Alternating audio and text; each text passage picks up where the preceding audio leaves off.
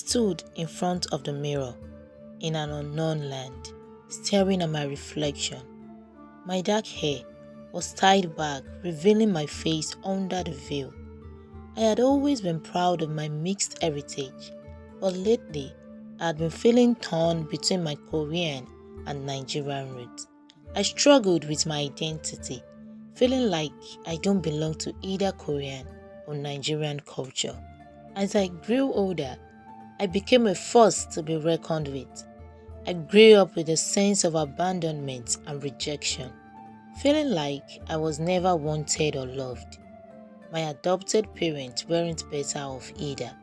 They were caught up with different sect meetings while I was subjected to different trainings in preparation for the leadership title. As I navigate my new identity, I become driven by anger and a desire for revenge against those who wronged me. I channeled my emotions and sense of control to my quest for revenge. The sun had just set over the bustling city, casting a golden glow over the crowded streets. In a building nestled in the heart of the city, a sect meeting was taking place. The leader of the sect, my adopted father, sat at the head of the table, his piercing eyes surveying the room. I could only watch from a hidden corner. He was a man shrouded in misery, his deepest secret unknown to even his most trusted followers. But one thing was certain, he was a force to be reckoned with. His reputation for brutality and ruthlessness was well deserved, and those who crossed him did so at their own peril. As the meeting began, his gaze fell upon a young initiate who trembled under his gaze. "You have been brought before me today because you have shown great potential," he said, his voice low and menacing. "But potential is nothing without loyalty, and loyalty is nothing without sacrifice," he concluded. The initiate nodded eagerly, eager to prove himself. But the leader's words were not empty. He was a man who demanded absolute devotion from his followers, and those who failed to deliver were dealt with swiftly and severely. He stood up, walking out. Suddenly, he turned back. "Oh, I have a child in secret who have been groomed to become the leader of the sect." With that, he walked out. From a young age, I had been taught the ways of the organization and had been trained in the art of manipulation and control. My existence had been kept a secret in the sect, even from the most trusted servant. Only a selected few knew of my true identity and purpose. I had been taught to be ruthless and cunning and to always put the needs of the organization above my own. As I grew older, I became increasingly involved in the inner workings of the sect. I was given small tasks and responsibilities and was groomed to take on a more prominent role in the future.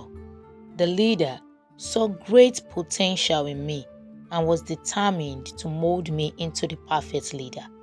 He taught me everything he knew, from how to inspire loyalty in others to how to eliminate threats to the organization.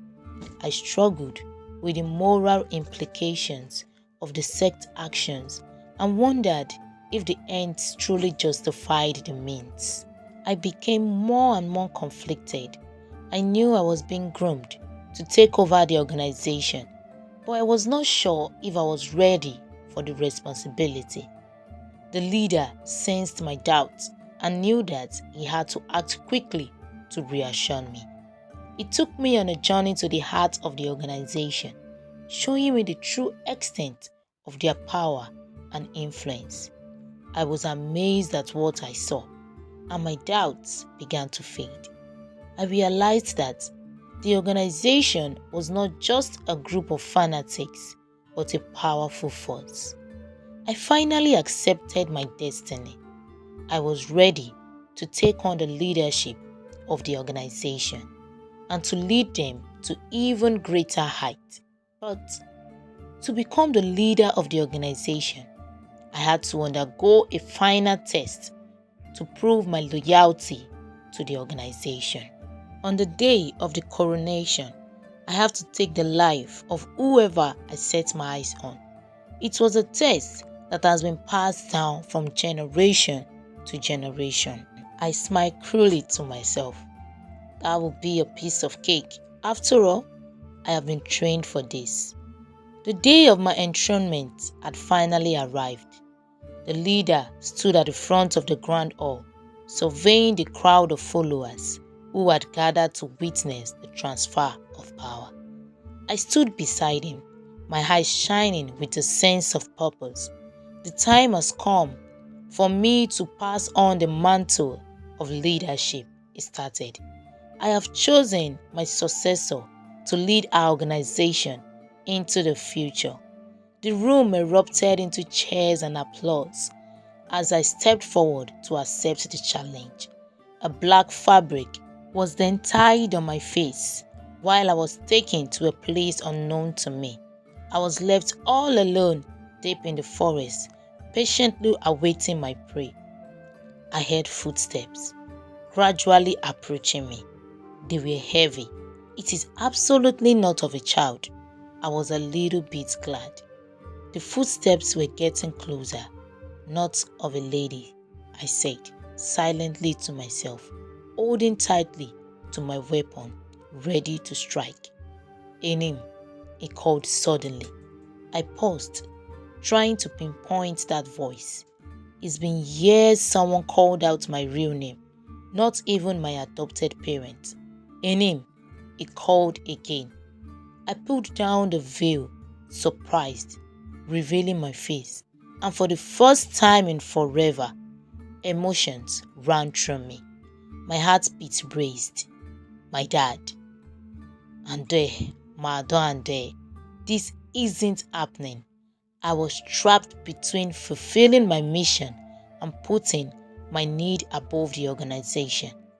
Revenge came rushing over me, and at the same time, the love I have for this young man kept playing in my memory. I felt torn, betrayed for the second time in my life, thinking to myself, should I or should I not?